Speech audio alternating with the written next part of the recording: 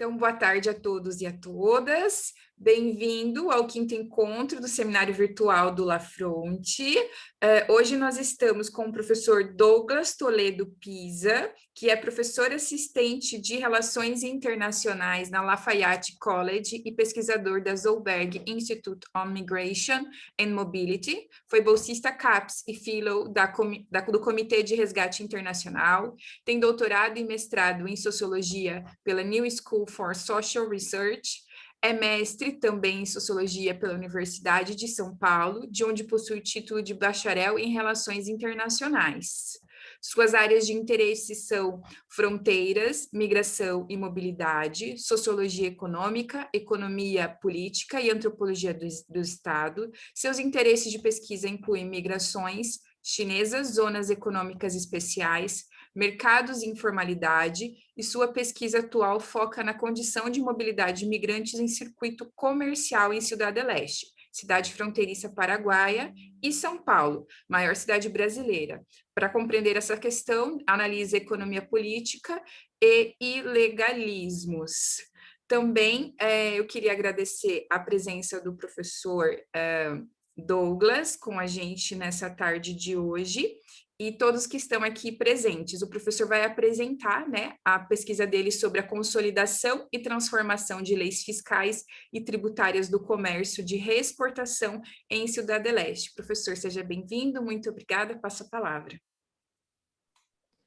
Obrigado, Manuela, obrigado a todos e a todas que estão presentes, ao convite para eu poder falar. Estou muito contente de poder compartilhar um pouco da minha pesquisa. Eu vi os comentários e as perguntas de vocês, espero que fique à altura do debate que sempre tem no Lafronte. Estou muito contente novamente pela participação. Eu vou compartilhar aqui, então, a minha tela para vocês poderem acompanhar a apresentação. Imagino que agora vocês já devem estar podendo ver. Muito bem.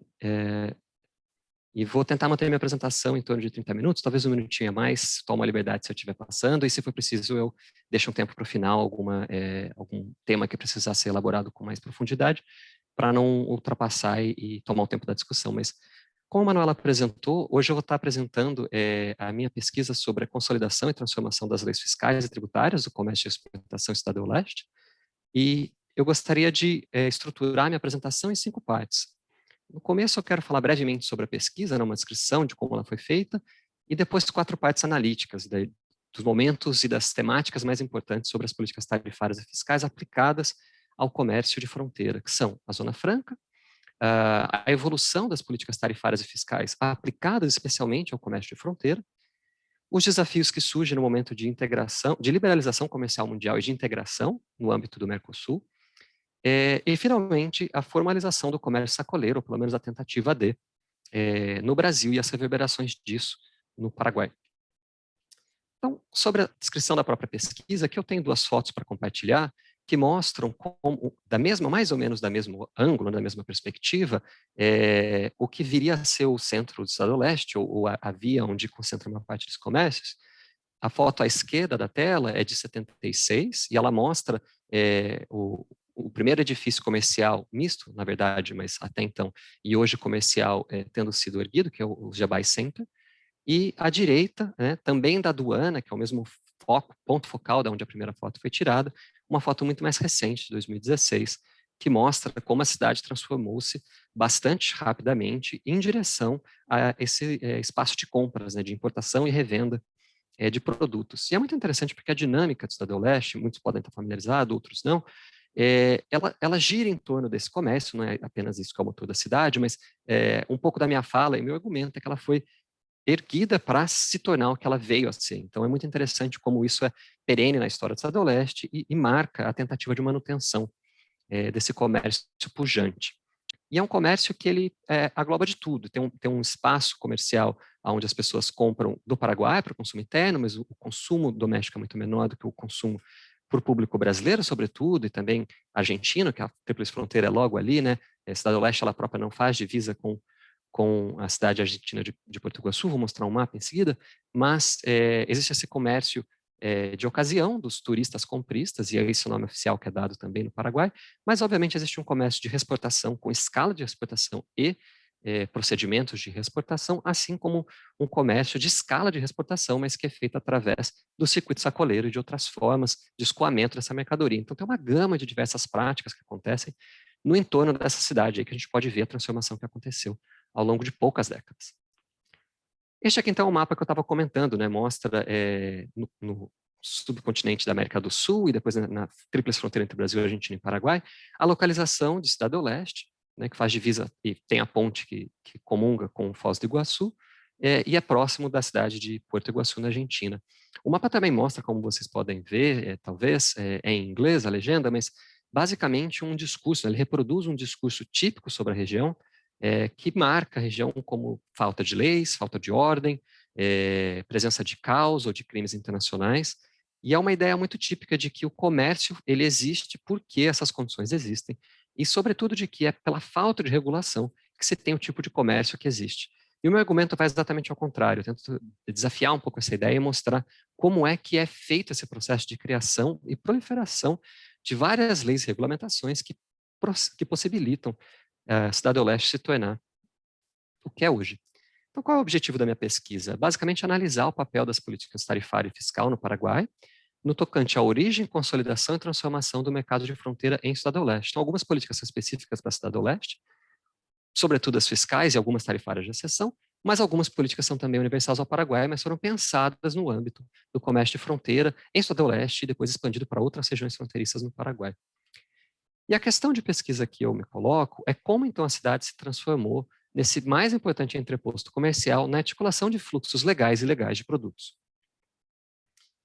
Para realizar essa pesquisa, eu me vali de diversos métodos, né? Uma pesquisa etnográfica, multissituada, então eu me vali de observação em loco, né? Com longos períodos de observação em lojas, também na própria fronteira, em espaços culturais, onde os lojistas trabalham e convivem, mas também em observação instrumental, com visitas técnicas e guiadas em lugares específicos, como Porto Seco, aduana e diversos outros espaços de trâmite burocrático. E também observação móvel, né? Então, embarcando em viagens com, sobretudo, lojistas importadores, que é o foco da minha pesquisa, né? Bastante pesquisas muito bem feitas que narram, por exemplo, como os messiteiros, ou os trabalhadores de rua paraguaios, ou os sacoleiros e sacoleiras brasileiros, e toda a gama de produtores, de trabalhadores e trabalhadoras que amparam esse escoamento de mercadorias, exercita suas funções diárias, mas tem uma pesquisa um pouco menor sobre os lojistas, importadores e distribuidores. Eu quis me focar exatamente para compreender e tentar preencher um pouco dessa lacuna no papel que eles desempenham. Além disso, eu fiz entrevistas, são 47 entrevistas, gravadas quando houve consentimento e tomadas notas quando não houve, com lojistas. Eu me foquei num grupo específico de lojistas importadores, que são da diáspora chinesa, então chineses, taiwaneses, hongkoneses, singapureanos e outros, mas também entrevistei pessoas responsáveis por formulação e implementação de políticas públicas ou por regulamentar e aplicar as leis em Cidade do Leste, como leis migratórias, leis aduaneiras e outras formas de regulação do comércio. Por fim, eu fiz também análise de documentos, e aqui tem alguns exemplos de alguns documentos. Como eu havia dito antes, eu me foquei no grupo principal de diáspora chinesa, então alguns desses documentos refletem isso, mas também analisei, principalmente para esse trabalho que eu vou compartilhar agora, as leis paraguaias que versam sobre o assunto e a evolução delas. Bom, e como é a espécie de arcabouço teórico que eu desenvolvi para compreender, então, isso? Essa ideia que eu chamo do conceito de captura por ilegalismos, que eu acho que está por trás da maneira como esses fluxos legais e ilegais se estruturam. O que é isso? Qual é essa ideia de captura por ilegalismos que eu proponho? De um lado, existe uma aplicação desigual das leis, então grupos diferentes recebem um tratamento diferenciado por agentes que aplicam as leis. Então, nem todas as leis se aplicam das mesmas maneiras em todos os casos para todos os agentes. É importante a gente prestar atenção nessa espécie de seletividade ou maleabilidade da lei. Mas eu também olhei para as brechas da lei, os momentos onde existe lei e a lei diz o que deve ser feito ou como deve ser feito alguma coisa, mas há brechas nesse regulamento que permitem que seja operacionalizado de uma maneira diferente na realidade prática. E, finalmente, os momentos e as circunstâncias em quais as leis e outras formas de regulamento mudam. Então, quais são os agentes, os interesses por trás dessas mudanças também foi foco da minha observação e análise. E aí, o que eu tento dar conta com essa ideia de captura por ilegalismos é que existe uma limitação da habilidade dos vendedores e vendedoras de baixa renda de reter os lucros proporcionais à sua própria contribuição nas atividades econômicas, sendo estes os trabalhadores e trabalhadoras que mais recebem o risco das atividades econômicas legais, embora exista uma gama de atividades econômicas legais que não envolvem esses trabalhadores e trabalhadoras, mas também que possibilita, ao mesmo tempo, o acúmulo de riqueza por grupos seletos. Então, não é uma tentativa de inibição ou sufocamento desse mercado, mas, na verdade, é de proporcionar que ele continue essa riqueza, mas com desvio ou canalização dessa riqueza oferida por poucos e seletos grupos. E as três principais maneiras como isso acontece em Estado do Leste são, eu vou falar bastante das primeiras hoje, dessa primeira bolinha, são os direitos especiais ou exclusivos de comércio e os regimes especiais de importação. Mas também há privatizações e concessões, no caso do Estado do Leste, há privatizações, inclusive, no espaço público, isso é uma loucura legal que foi feita, mas no espaço público para que lojas e importações possam tomar lugar dos messiteiros e messiteiras, né, esses trabalhadores de rua, e também concessões, especialmente de zonas francas, eu vou falar um pouquinho sobre isso. E um terceiro momento, ou etapa, mecanismo disso, seriam as especulações e o rentismo, sobretudo da terra, a especulação imobiliária, muito ligada com o desenvolvimento, como a gente viu, urbano da cidade ao longo dessas décadas.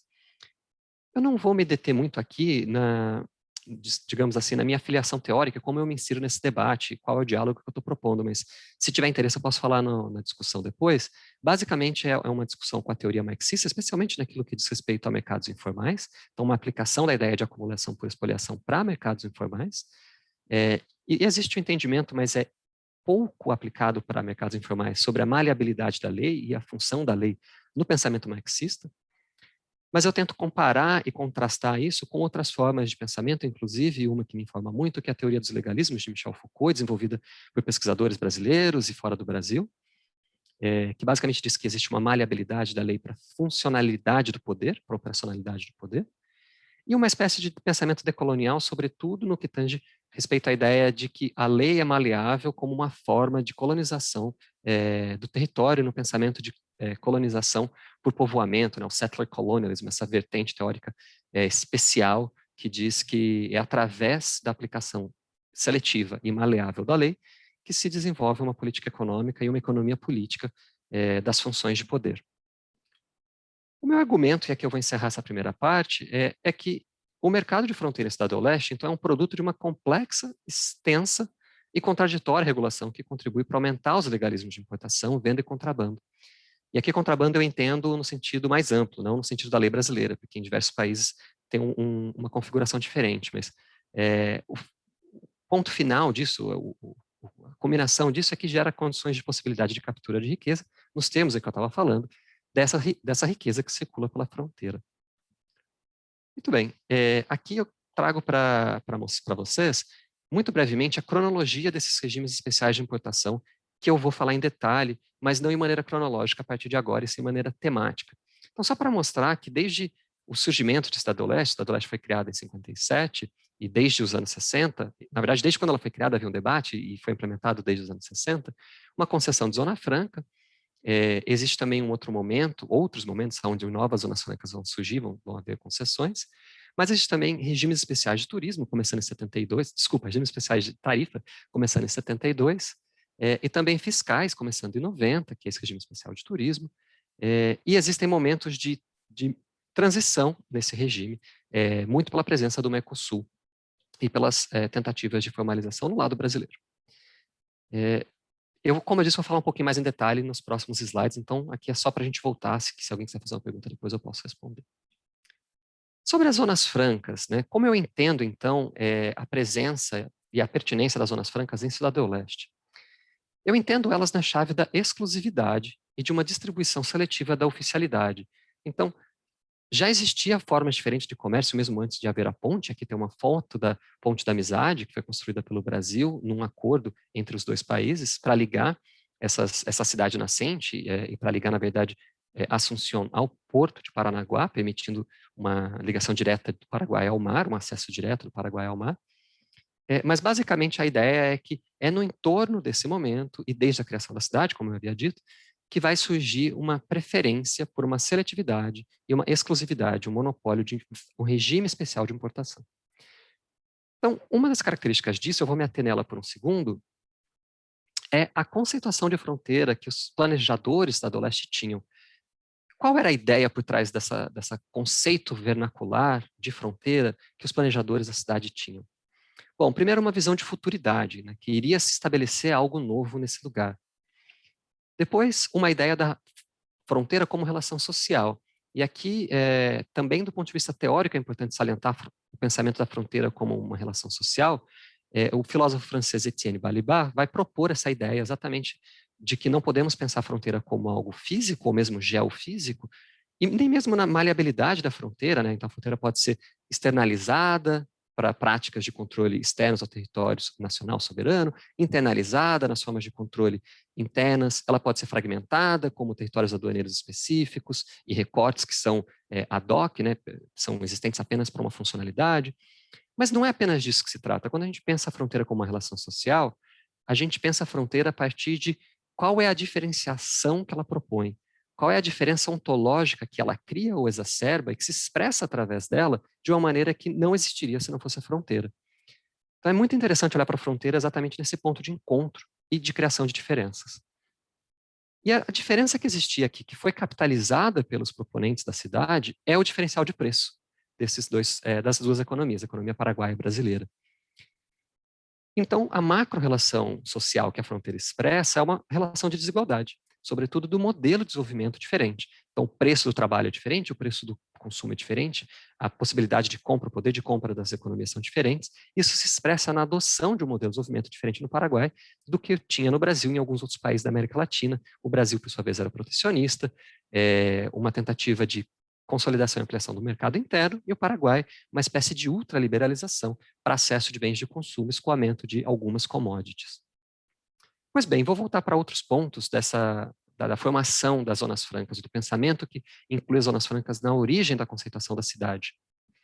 E aqui eu tenho uma frase do Edgar Insfran, que era o ministro do interior e o primeiro administrador do comitê que gere a cidade, onde ele disse, eu acho que é muito expressiva essa frase. Então, ele reflete sobre o momento de criação e estabelecimento do Cidade do Leste. Ele diz, basicamente, trata-se de fixar um ponto no mapa do país que se supõe de interesse geográfico, cujas possíveis comunicações com os demais pontos confirmem a predição razoável de sua futura importância. E então, todos os ritos oficiais tendo sido cumpridos, tal como pede a formalidade da ocasião, declarar a cidade fundada. Porém, a cidade não está aí. A cidade ainda deve aparecer. E como irá aparecer? Qual é o plano que pode ser executado para fazer aparecer na cidade ali, aonde se acredita passa o meridiano do progresso? Então, acho que essa frase ela reúne vários desses pontos que eu estava elencando, e é nessa tentativa de visão de futuro voltado para o comércio, de criação da cidade para um entreposto comercial, que que as zonas francas vão ter um papel primordial. Então, outra característica das zonas francas é que elas foram feitas do Paraguai, é que elas foram feitas em nome do desenvolvimento urbano. Então, as zonas francas eram concessões dadas para um ator ou um grupo específico para desenvolvimento da zona urbana onde estava se instalada, que depois seria transferida de volta para a nação paraguaia, mas também imaginava-se que a economia em torno daquela zona franca iria ajudar no desenvolvimento econômico e urbano da cidade e do país como um todo. Isso foi feito com capital internacional, nas 3 instâncias de zonas francas, em 1960, em 79 e em 2002. Inclusive com capital estrangeiro de origem diaspórica chinesa, que, como eu disse, é o foco da minha pesquisa. E existe uma ideia também, do ponto de vista político, de que a fronteira tem rendas para ser distribuídas ou compartilhadas. Essa ideia da renda fronteiriça é o que motivou, por exemplo, Stroessner, que tinha chegado ao poder poucos anos antes de decidir estabelecer a Cidade do Leste, em compartilhar poder político e econômico através de postos-chave para militares dentro da ala do Partido Colorado, para consolidar a sua aliança no Partido Colorado, e também para civis que serviriam de proxy, de aliados na tentativa de consolidação de poder. Então, a fronteira ela cumpre esse papel e, de novo, vinculado diretamente com a possibilidade de oferir rendas de maneira legal e ilegal na fronteira e nas zonas francas.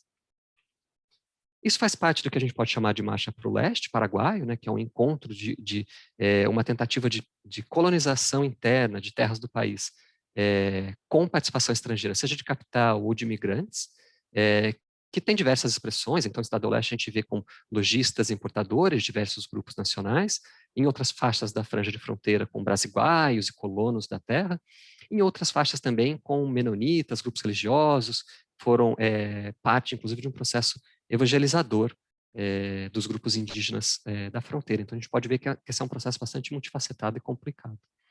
E que também tenta sair de um certo interesse e pressão exercida pela Argentina no escoamento e no acesso de produtos pelo rio, que era a única maneira como o Paraguai se comunicava até então com o comércio exterior. Então, o que se cria, o que se consolida com as zonas francas desde o início da criação da cidade, é uma espécie de corredor econômico voltado para fora. Então, a cidade nasce com essa característica. A ponte, a aduana e as zonas francas são icônicas, fisicamente, arquitetonicamente, dessa característica também. E é com esse espírito e é com esse ímpeto que é criado o Estado do Leste e ela eventualmente atinge esse objetivo. Mas o que acontece nos anos seguintes? Aqui eu mudo para um novo momento da minha fala para falar um pouquinho sobre as políticas tarifárias e fiscais, especificamente para esse comércio nascente. Então,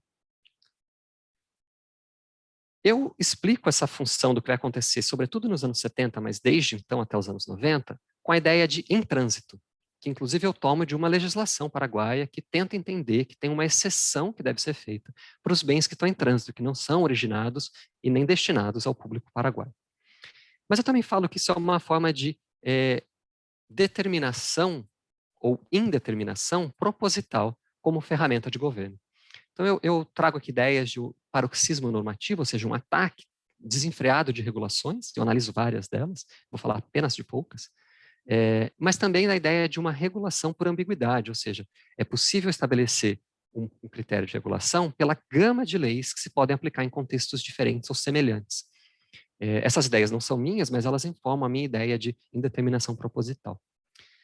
O primeiro deles é o regime de despacho fronteiriço, que na verdade era para possibilitar que a população residente na franja de fronteira e desconectada de centros urbanos ou produtores no Paraguai tivesse acesso mais fácil e mais barato a produtos estrangeiros. Então, a população de fronteira não deveria ser penalizada com tarifas e outras formas de não tarifárias de tramitação que deixassem mais difícil o acesso a produtos que necessitava.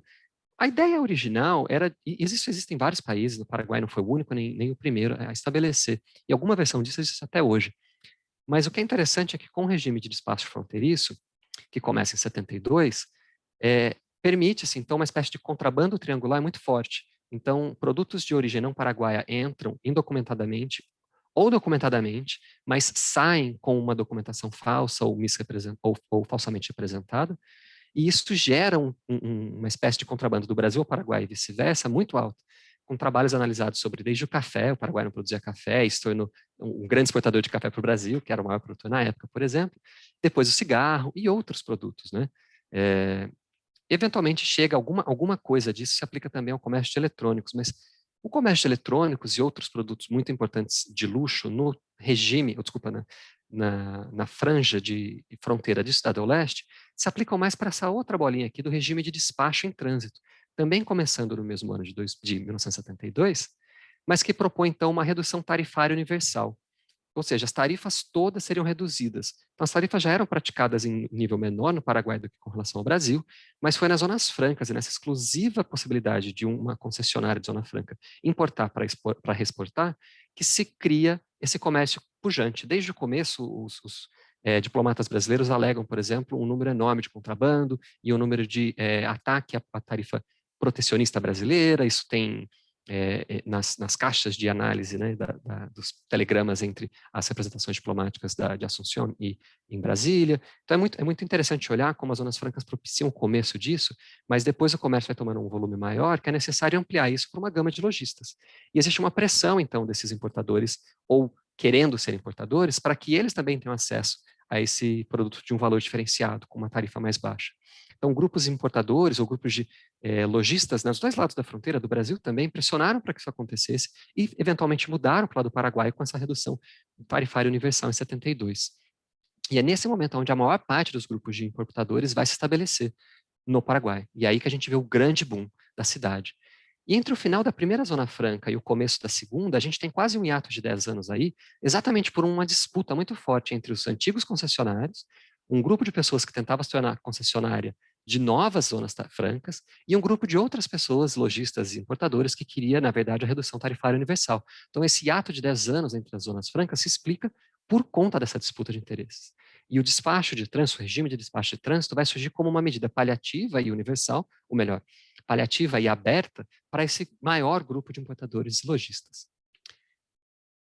Eventualmente tem uma nova Zona Franca que é criada em 79 e dura por mais 10 anos, assim como a primeira, mas é no final desse período e com o final da ditadura de Stroessner, a reabertura no Paraguai e a liberalização comercial no mundo inteiro, inclusive no Brasil, que era o grande mercado consumidor, que surge um novo regime especial. Mas dessa vez, como não dava para aplicar tarifas mais baixas, que já estavam muito mais baixas nos anos 90, o que acontece é que o governo paraguaio reduz as taxas, os impostos praticados nos produtos, especificamente do Paraguai, desculpa, de Cidade do Leste, desde que eles fossem destinados para o público externo.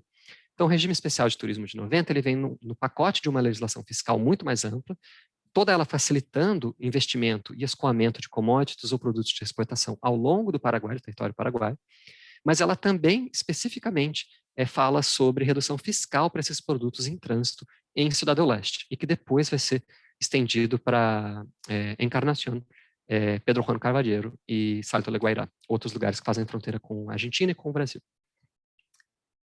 Bom, o que acontece, então, ao longo desses anos 70, 80 e 90 é basicamente essa redução, a tentativa de reduzir cada vez mais tarifas e impostos.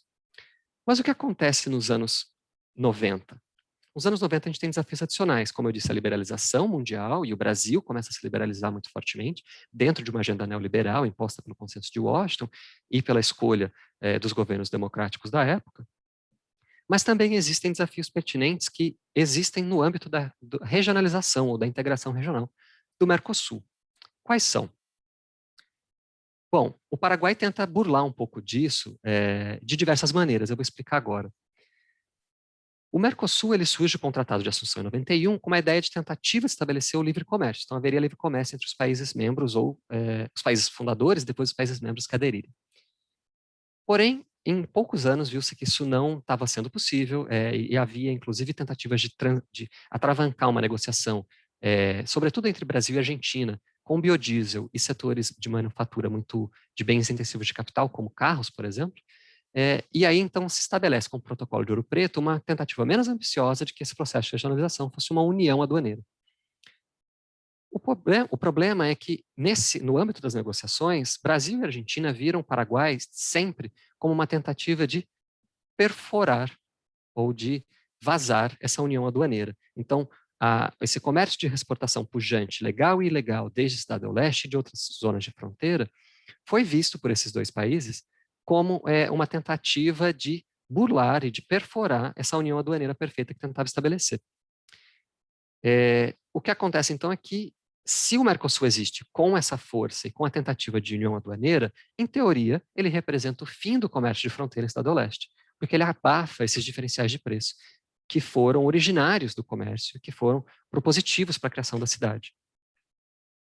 Então a pergunta fica, isso aconteceu e de que maneira? Bom, a resposta é que o comércio em Cidade do Leste vem diminuindo muito, mas certamente houve diversas tentativas de impedir com que isso acontecesse com celeridade e com a força que uma união aduaneira pressuporia. Então, o Paraguai se vale de duas medidas que foram permitidas a ele durante as negociações do Mercosul para tentar contornar essas dificuldades no âmbito tarifário de uma união aduaneira. A primeira delas é o regime de adequação, de 95 e que vale por 5 anos. O regime de adequação, em teoria, permitiria que setores que necessitavam de mais tempo para se proteger sobretudo na manufatura, ou setores muito sensíveis na agricultura e assim por diante, pudessem se adequar a um regime que finalmente chegaria à União Aduaneira. O problema é que o Paraguai se vale desse regime de adequação e coloca itens no regime de adequação que são basicamente aqueles para proteger os tipos de comércio de fronteira mais fortes. Em especial, o contrabando de cigarro. Existem estudos que mostram como que, a partir do início do regime de adequação, mais de 92% dos itens, do valor, do volume transacionado sob o regime de adequação era cigarro. Então, a gente vê por aí um uso que desvirtua do propósito original do regime de adequação, que era para preparar os setores manufatureiros ou mais frágeis para essa transição. Mas especialmente no regime, especialmente no contexto da fronteira em Cidade do Leste, o que mais é importante aqui são as listas de exceção à tarifa externa comum praticada pelos países membros, também de 95 e que tem renovações ao longo do ano. E para o Paraguai havia duas listas, né? Uma lista que é exclusiva do Paraguai, e o Paraguai vai colocar todos os itens que são vendidos no comércio da Cidade do Leste, como perfumes, bebidas, eletrônicos, computadores, câmeras, e assim por diante, produtos que eram muito importantes para o comércio da Cidade do Leste, que não eram produtos importantes para o consumo doméstico nacional, o que é a finalidade da lista de exceção. Então, fica claro uma tentativa de salvaguardar o comércio de fronteira a partir da lista paraguaia. E os números mostram isso, né? Todos os itens que estão na lista paraguaia são os produtos da lista de exceção que eles escolheram. Existe também a lista de exceção de bens intensivos em tecnologia, que são para todos os países do Mercosul, mas que o Paraguai vai, de novo, tentar escolher os itens que são mais fortes no comércio de fronteira, para, de novo, tentar salvaguardar esse comércio. Eu imagino que eu esteja já no meu limite de tempo, então eu vou só encerrar aqui e vou pular uma outra etapa, que se alguém tiver curiosidade eu posso falar, mas basicamente a tentativa de perfuração que diziam haver no Paraguai tem origens no estabelecimento, ou na tentativa de o estabelecimento de uma nova Zona Franca no contexto do Mercosul, que é o Parque Industrial Oriente. Eu posso explicar mais se tiver questões sobre isso, é uma história bastante interessante e que liga diretamente o governo taiwanês e a comunidade taiwanesa. Por fim, como eu disse, eu não vou falar sobre isso agora, mas caso alguém tenha algum interesse, o que acontece do lado paraguaio com o processo de formalização do circuito sacoleiro no Brasil. De um lado do brasileiro tem o RTU, o Regime de Tributação Unificada, e do lado do paraguaio tem que existir uma contrapartida, que é o regime fronteiriço de comercialização, que se aplica diretamente aos lojistas. Também é um capítulo interessante dessa história, eu posso falar como ele se desdobrou e por que ele não teve sucesso, mas eu imagino que agora vale a pena eu parar por aqui e abrir para perguntas e coletar comentários e perguntas que vocês possam ter, então gostaria de agradecer bastante. E aqui está o meu e-mail, caso alguém queira entrar em contato, dtoledo, com O no começo, mas D duplo no final, @lafayette.edu. Obrigado novamente, vou deixar o contato também no chat. Muito obrigado, professor Douglas. Então, nós estamos abertos às perguntas dos nossos ouvintes aqui da tarde de hoje. Muito obrigada pela explanação, excelente explanação. Obrigada, professor. Jorge, já passo a palavra para você, está intermediando. Obrigado, Manuela. Douglas, muito legal sempre te ouvir, né? A gente já teve outras conversas, inclusive o meu trabalho em si também fala um pouco sobre o regime de tributação unificado, né?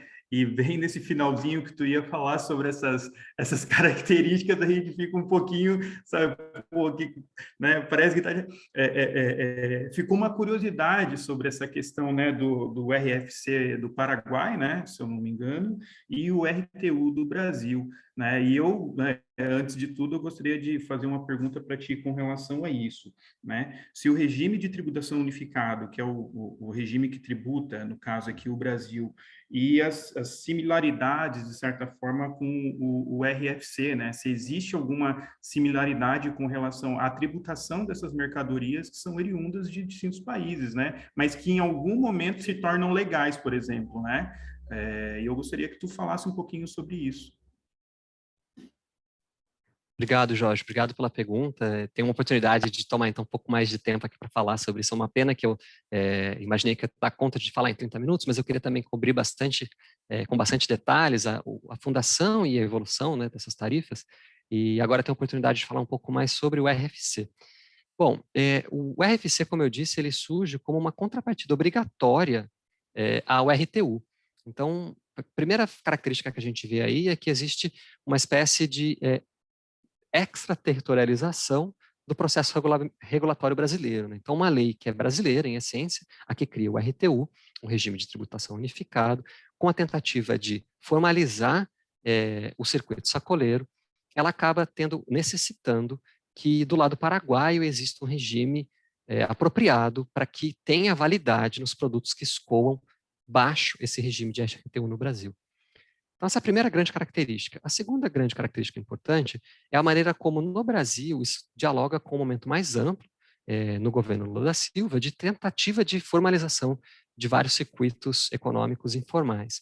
Então, é no mesmo momento onde tem uma lei mais ampla de formalização, onde começa a se debater a formalização do trabalho doméstico, e aonde se vê a necessidade de fazer uma lei específica para o circuito sacoleiro pelas especificidades e o volume atingido nesse circuito, né? E, basicamente, o que a lei vai fazer?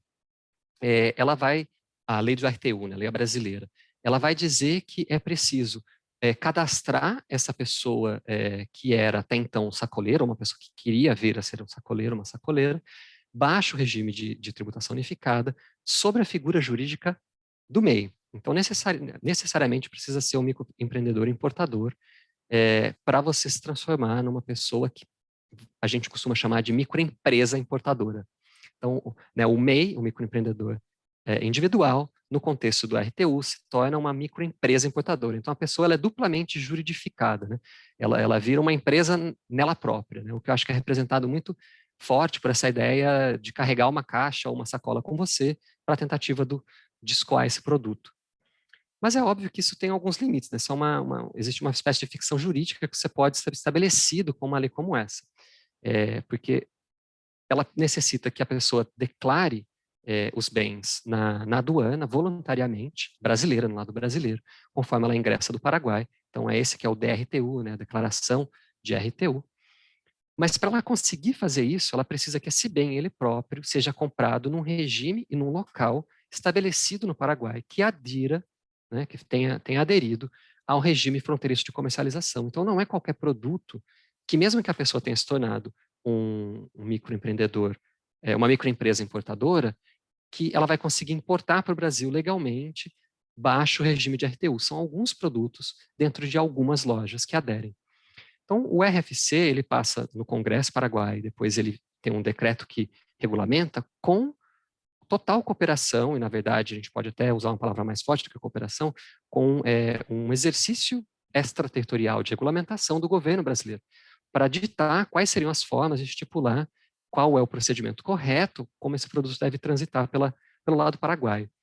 E aí as câmaras de comércio, por exemplo, paraguaias, da região do Estado-Leste, elas vão fazer seminários com os lojistas importadores para estabelecer de que maneira que esse processo burocrático tem que ser tramitado, então qual é o novo selo de importação que gera uma possibilidade de selo de revenda que passa a ser lido no lado brasileiro, na aduana brasileira, como declaração de importação pela microempresa importadora, né? Então, basicamente, cria-se um regime paralelo de importação e exportação que, de novo, reconfigura a ideia do que é importação, exportação e venda, né? Porque, basicamente, do ponto de vista do lojista paraguaio, aquilo é uma venda. O lojista paraguaio não está necessariamente preocupado em saber se aquilo vai cruzar para o lado brasileiro. Mas para a pessoa conseguir fazer isso dentro da RTU, ela necessita que o lojista paraguaio tenha aderido a esse processo e que emita um documento específico aceito pela autoridade brasileira aduaneira. Então, um outro limite, que não é tanto jurídico, mas é um limite econômico, é a tarifa praticada no regime de RTU, que era muito alta, era 45% do valor. Isso era completamente impraticável pelos sacoleiros ou aqueles que quisessem vir a ser sacoleiros, mas que mesmo com a redução pela metade, ainda era uma tarifa muito alta que não compensava a viagem, sobretudo no momento de intensa liberalização e expansão dos mercados populares ao longo do Brasil, que não necessitavam mais dessa viagem ao Estado-Leste, desse diferencial de preço baseado na tarifa, né? Então, isso quase que perde o sentido. E uma outra terceira limitação muito forte é o quanto se podia importar, o volume de importação, né, que eram $5.000 por mês, que é um valor muito baixo para a maior parte das pessoas que quisiam, ou que já praticavam esse comércio, ou que queriam vir a praticar esse comércio. Mas é óbvio que isso reverbera no lado paraguaio.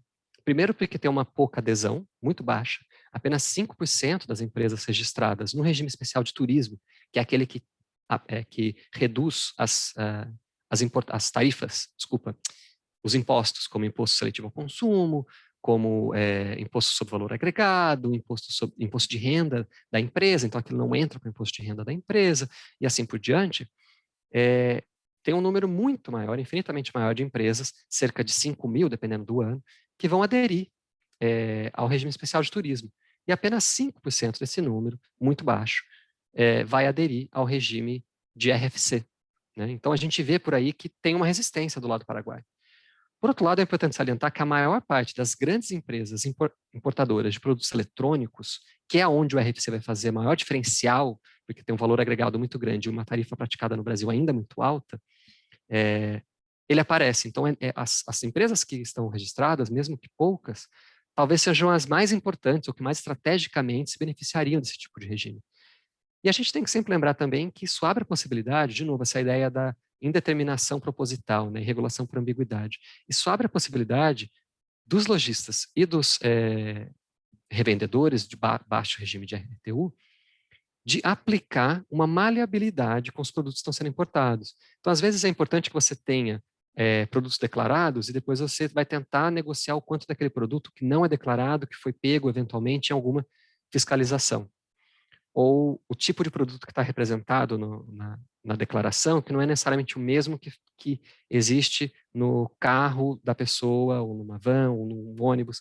Ou você consegue movimentar os laranjas para eles também fazerem parte dessa rede de microempresas importadoras e exportarem isso pelo sistema básico de ônibus. Então, se você fica qualquer dia em Foz do Iguaçu, você vê o volume de caixas que são colocados como cargo, que acompanham as pessoas e que chegam em destinos como São Paulo, Rio de Janeiro, Brasília, assim por diante, para ser entregues para outras pessoas. Então, nas brechas e nas arestas desse regime que também as pessoas vão usando de diversas formas para continuar se aproveitando do que é possível. Mas essas pessoas no Paraguai, os lojistas importadores, também têm um regime, também tem um nome dado a eles, que é de vendedor exportador, de novo essa tabelinha, essa duplinha que fica meio confusa, né? Isso é venda, isso é exportação? Quando sai da minha loja é venda apenas, mas assim que passa a fronteira vira exportação, e de que maneira isso se dá, como é que isso abate no meu imposto de renda e etc. Mas o outro fator que explica uma baixa adesão é o fato de que muitos dos lojistas acham que aquilo é uma camada adicional burocrática e de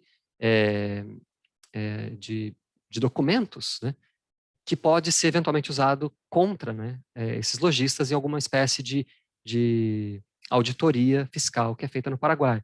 Então, se no limite das coisas, no lado paraguaio, também tem um fluxo muito grande de legal e informal que se misturam com o formal e o legal, e é nas brechas desses vários regimes que uma parte da mercadoria está sobre um regime, a outra está sobre outro regime e assim por diante, você ter um regime novo que faz com que obrigatoriamente duas instâncias aduaneiras averiguem aquele produto, gerou uma espécie de resistência maior do lado dos lojistas importadores.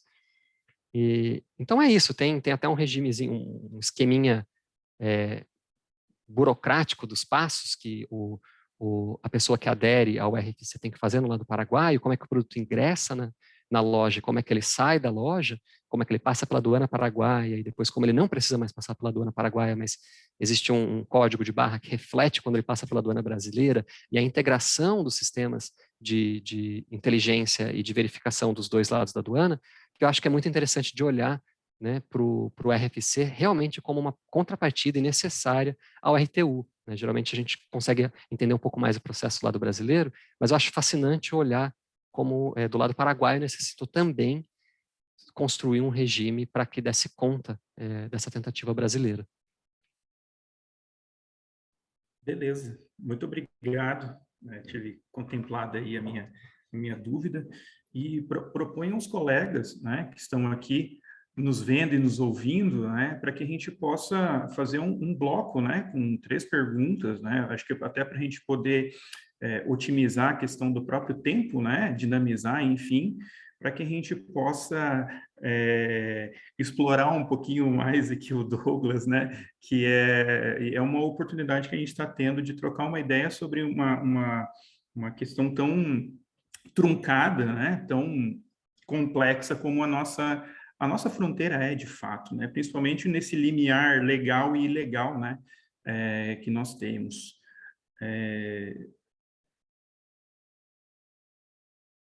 Claro, à vontade.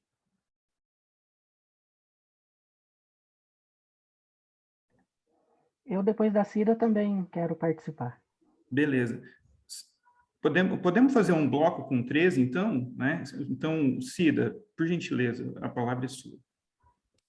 Vale fazer duas de uma vez ou tem que ser uma? Pode fazer duas de uma vez. Cida, eu teria 3. Aí, ó. Mas o Douglas já conhece. Já conhece, né, Giovanni? Bom, primeiro eu queria parabenizar o Douglas. Douglas, não te conhecia, não conhecia teu trabalho e realmente, assim, foi uma aula, né, pra gente, tua forma de explicar, tua forma de colocar os tópicos. Não é uma área que eu tenha muita familiaridade, assim, né, estudo fronteiras por outros aspectos, não muito pela questão de leis tributárias, assim, por outros aspectos, mas a gente sempre acaba pegando algumas referências interessantes e aprendendo um pouco mais, né? Então, eu queria primeiro te parabenizar e segundo, fazer duas perguntinhas, assim. Uma, eu achei muito legal que você tenha elencado a decolonialidade como uma assim, das teorias que você estuda, ou como se pode enxergar, né? E eu queria ver se você podia falar um pouquinho mais sobre isso, porque, né, acabou ficando muito pouco o que você falou, eu achei tão interessante. Então, se você pudesse depois só comentar um pouquinho mais, né, como você conseguiu incluir a questão da decolonialidade, né, nas suas análises, né? E fazer essa ligação em relação à aplicação de leis, enfim, achei bem legal. E a segunda coisa também, se você pudesse comentar um pouquinho mais, é que eu sei que você está falando sobre Cidade Leste, né? Assim, você está olhando para o Paraguai. Mas naquele primeiro mapa que você apresentou, que estava em inglês, tinha lá uma definição sobre, assim, uma breve descrição sobre cada cidade. Queria ver se você poderia comentar um pouquinho sobre o que é falado ali de Porto Iguaçu. E não só pelo mapa, mas como nas suas leituras, né, o que você tem acessado de literatura, como que essa relação tem sido vista com a Argentina, assim, como a Argentina geralmente é desenhada, sabe? Não necessariamente a relação, mas como a Argentina é vista, como a Argentina é colocada nesses estudos, que eu acho que também seria interessante. Só isso por enquanto. Giovanni. Sim, senhor, Jorge. Douglas, novamente, parabéns pela fala. A gente já estamos quase cansados de nos ver já. Mas, assim, vai ser o mesmo sentido daquelas outras que a gente já havia conversado um pouco mais, mas daí eu acho que nos momentos que a gente se encontrou, não deu talvez para você explorar essas questões. Eu acho que agora a gente está com um tempinho, não sei se você tem tempo, mas nós temos tempo. Uma vai mais ou menos no sentido da pergunta da Cida, que ela usou o decolonial, né, para você dar uma explorada a mais, e eu novamente pergunto agora eu não sei se você, porque eu peguei do final para no final, né, das entrevistas que você fez com o pessoal, que eu acho que a gente havia conversado em outro momento, mas acho que você podia falar um pouco mais de como que você fez. E aí depois eu faço as outras duas, mas as outras duas é no sentido da maquila, né, da presença da maquila no Paraguai, Cidade Leste, enfim. E tinha uma também que era sobre a China, mas essa eu vou deixar quieto. E obrigado. Colegas, mais alguma? Vamos abrir mais uma, então, se porventura alguém tiver mais alguma questão, já está aberto. Douglas.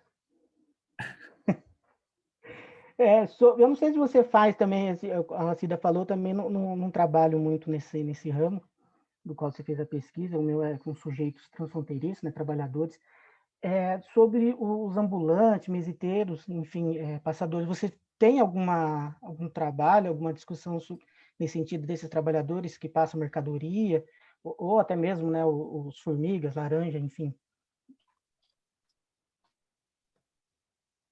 Acho que agora foi. Agora foi. Douglas, a palavra é sua. Obrigado pelas perguntas e comentários. Fico muito contente de poder estar participando do grupo e de estar aprendendo também um pouco dos interesses de pesquisa de vocês. Espero em breve ouvir também da pesquisa de vocês. Acho que vai só enriquecer.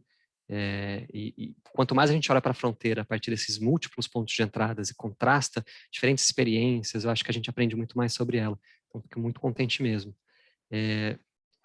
A primeira pergunta que a Cida fez, gostei muito também de ter a oportunidade de falar um pouquinho mais, né? Eu não queria trazer um referencial teórico que me informa, mas que não é necessariamente o que eu proponho ou desenvolvo, e que eu esqueci de comentar, na verdade, deveria ter dito desde o começo, a pesquisa que eu desenvolvi e apresentei para vocês, ela é parte da minha pesquisa de doutorado, que é sobre o circuito desde Cidade do Leste a São Paulo, como a Manuela falou na apresentação. Então, alguma parte do ferramental teórico se aplica mais ou menos diretamente para essa parte de Cidade do Leste. A maneira como eu olho, o que eu aprendo e que eu acho muito fundamental do pensamento decolonial que informa a minha apresentação e a pesquisa, para além de achar muito interessante para coisas que não são meu objeto de pesquisa, como eu disse brevemente, é uma ideia dupla de que dentro da tentativa colonial de ordenação do território colonizado, é necessário que se tenha não presença de leis fixas e fortes, necessariamente ou exclusivamente, tampouco, do lado oposto, a ausência de leis, que é como geralmente era visto pela mentalidade colonial o território colonizado, né? Como se as formas de ordenação existentes nos países e locais colonizados não tivesse alguma forma de normatividade, mas é uma coisa que, na verdade, é a exploração do potencial de maleabilidade da lei e da norma. Então, eu tomo isso como um ponto de partida muito importante.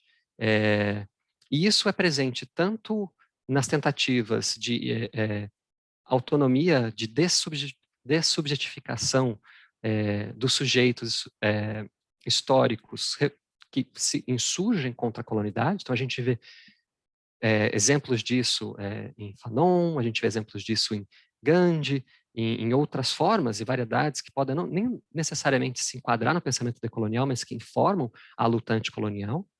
Assim como a gente vê, e talvez ainda muito mais forte, talvez mais contemporaneamente, a presença disso no pensamento de colonização por povoamento, que é uma experiência que a gente teve na América Latina, mas que também ainda persiste em alguns países e territórios ao longo do mundo hoje. Então, é nessa ideia, inclusive, de autocolonização do território, e parte do processo de colonização da Franja e no Paraguai também pode ser enquadrada dessa maneira, que a gente vê como que a manipulação da lei e a proliferação da lei, mas nas suas franjas, nos interstícios, na ambiguidade, é que permitem que se governe e se exerça poder sobre os sujeitos colonizados. Então, assim, esse pensamento, esse ponto de partida, para mim, é muito forte. Eu acho que eu, inclusive, comecei a pensar quase que nesses termos, sem ter tido contato com o pensamento decolonial, mas pela minha própria leitura informada do campo, da teoria dos legalismos de Foucault, né? Então, que tinha uma outra origem, que falava sobre a formação das revoltas populares na França, durante o processo de industrialização, de consolidação do poder, antes disso, no regime, no final do regime feudal. Então, ela vem de um outro lugar e eu encontrei essa forma de pensar que eu acho que não só traz uma atualidade para o pensamento que eu vinha tendo, mas que também coloca isso numa perspectiva política, que eu acho que é uma luta atual muito importante, né? Então, eu quis reter essa possibilidade e tentar explorar isso a partir do meu conceito de captura por ilegalismos. Além disso, existe uma outra maneira pela qual eu penso, ou eu tento introduzir um pouco do pensamento decolonial, especialmente o pensamento decolonial latino-americano, e um pensamento que muitas vezes, inclusive, critica os usos feitos já por um grupo de pensadores bastante mais estabelecidos e que vão usar até mesmo, ou vão disputar o termo decolonial, né?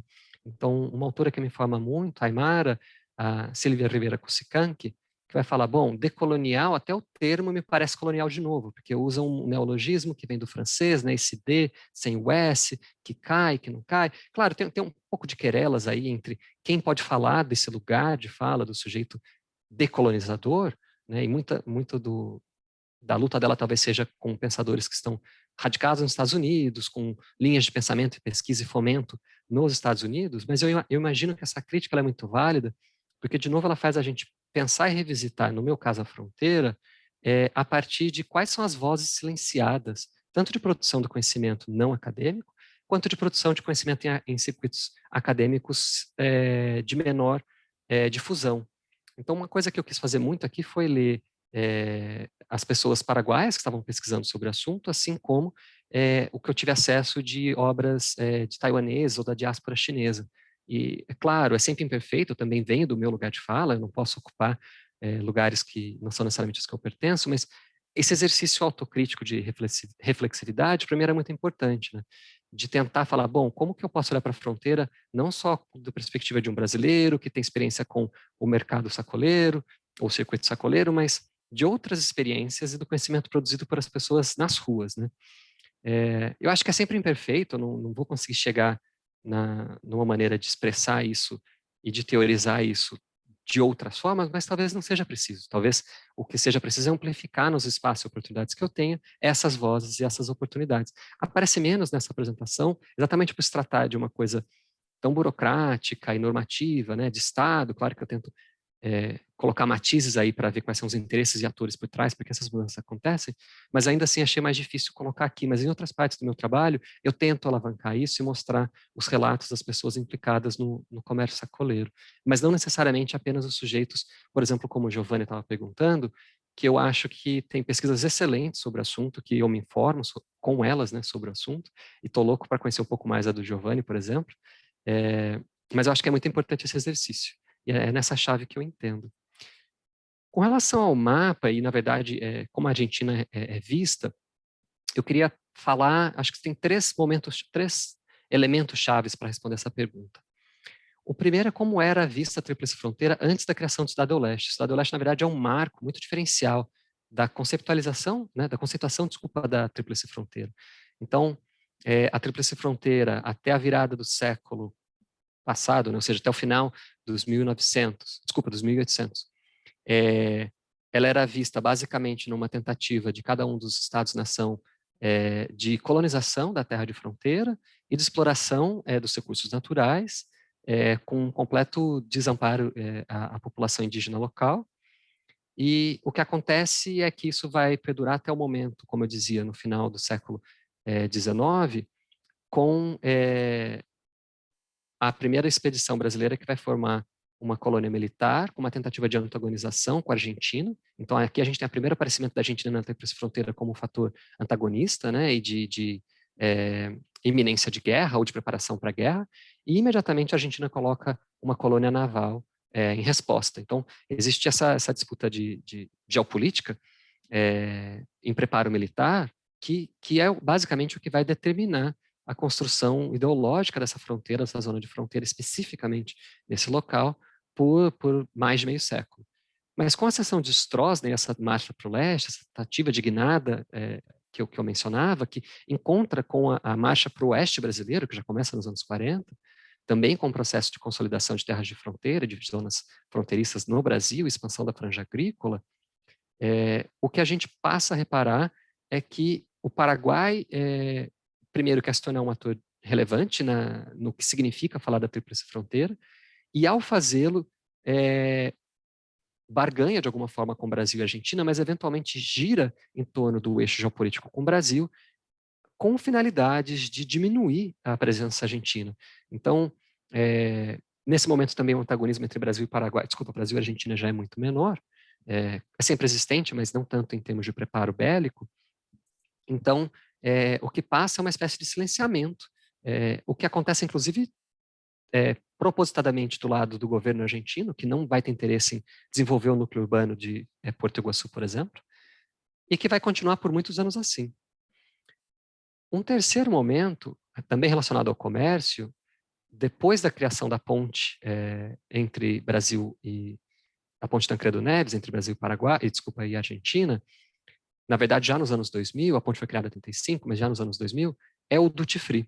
E o duty free vai mudar muito essa perspectiva, porque já é no momento onde, nos anos 2000, onde o comércio de fronteira já diminui muito, então o circuito sacoleiro já é muito menor do que tinha sido 10 anos atrás, no momento de maior redução fiscal e tarifária no Paraguai, mesmo com a liberalização no Brasil, mas até porque o Paraguai se antecipou e valeu daqueles mecanismos que eu disse, o comércio aumenta nos anos 90, ao invés de diminuir, até que ele começa a diminuir no final dos 90, e por várias razões, mas é muito importante salientar que o turismo comprista começa a aumentar, porque o turismo na região das cataratas aumenta. E aí a visão que você tem sobre a Argentina é a oposta da que se tem ao Paraguai, sobretudo do público turista brasileiro, de classe média, que consegue ir até as cataratas, que já ia até o Brasil e eventualmente iria ao Paraguai fazer compras de bebidas, de eletrônicos, etc., mas que agora quer ir para o lado argentino, para uma cidade que é vista como pitoresca, como boêmia, como mais cultural, e quer eventualmente fazer compras num shopping, né, num lugar que se parece com um shopping, com música ao vivo, com DJ, com uma sensação de que você está em Orlando ou em Miami. Então, esse giro econômico é muito importante, e os lojistas de Cidade do Leste também foram muito espertos, ao perceber que isso acontecia, de achar várias brechas, eu tenho várias anedotas para contar, de como que eles também compravam no Duty Free para revender em Cidade do Leste. Então, é muito interessante olhar para isso, mas a imagem que se consolida da Argentina nesse momento, ou especialmente de Porto Iguaçu, é desse lugar que representa uma cultura mais europeizada, que passou por um processo de embranquecimento muito mais virulento, muito mais voltada para a cultura, né, tipo alta cultura. Em contrapartida, o Paraguai é visto como atrasado, retrógrado, como caótico, sujo, e essa dicotomia vai informar, por exemplo, as agências de turismo, o perfil desses turistas compristas e assim por diante. Então, esse é um terceiro momento. Eu tinha dito 3, mas talvez valha a pena falar, não é bem um momento, mas um outro fator que é importante aí, que é a partir de 2001 e a luta contra o terror capitaneada pelos Estados Unidos e que tem uma reverberação muito forte na Tríplice Fronteira. O Brasil tem uma política que é diferente, sobretudo com a política externa assertiva, de distanciamento desse ímpeto, mesmo da forma de cooperação entre os 3 países mais Estados Unidos, mas não é a verdade para Paraguai e Argentina. E a Argentina, inclusive, já tinha tido um interesse em securitizar a zona de fronteira em Misiones, em outros lugares, depois de ataques em 1990, na década de 90 e na década de 2000, às sinagogas. Então, a ligação do terrorismo radical muçulmano, que era propagado na ideologia da guerra contra o terror, ela revigora uma tentativa interna de um público doméstico argentino de securitizar a fronteira e de ligar o comércio de fronteira em Cidade do Leste e na zona de fronteira com lavagem de dinheiro e financiamento de terrorismo internacional. Então, essa imagem da fortificação da luta ao crime internacional, ela também aparece, autopropagada pela Argentina mais que tudo, mas ela também aparece como consumo de imagem e de representação no Brasil e no Paraguai. Então, essas são perguntas excelentes para pensar a fronteira. De novo, o meu foco era mais na parte econômica, mas que eu acho que revelam como que a fronteira é dinâmica e multifacetada, né? Essas coisas se entrecruzam. As perguntas do Giovanni são também muito interessantes, algumas delas já respondi para ele, mas fico contente de poder falar para o resto do grupo. Com relação, por exemplo, às entrevistas, eu fiz 47 entrevistas, como eu havia dito, com grupos de atores diferentes, né? Eu tentei me focar mais nos lojistas importadores em Cidade do Leste, em Foz do Iguaçu, vários deles, né, estão nos 2 lugares ou em um deles e transferem para trabalhar em Cidade do Leste, assim como em São Paulo.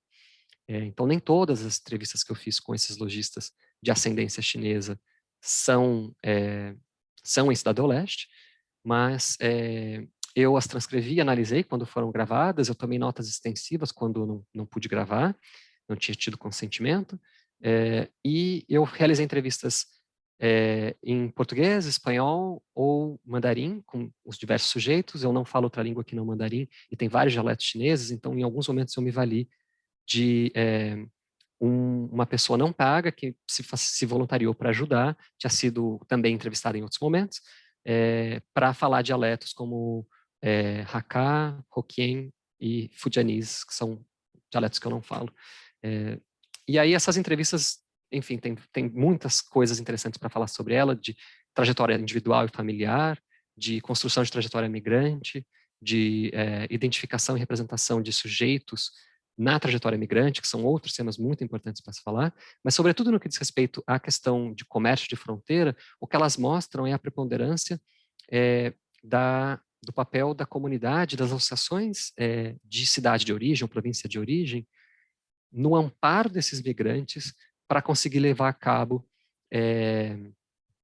essas políticas no Paraguai. Então, existe uma tentativa muito forte de lobby, né, de pressão desses grupos, assim como outros de comerciantes, com o governo paraguaio para adotar as medidas que vinha adotando. Então, não é por acaso que essas medidas acontecem, né?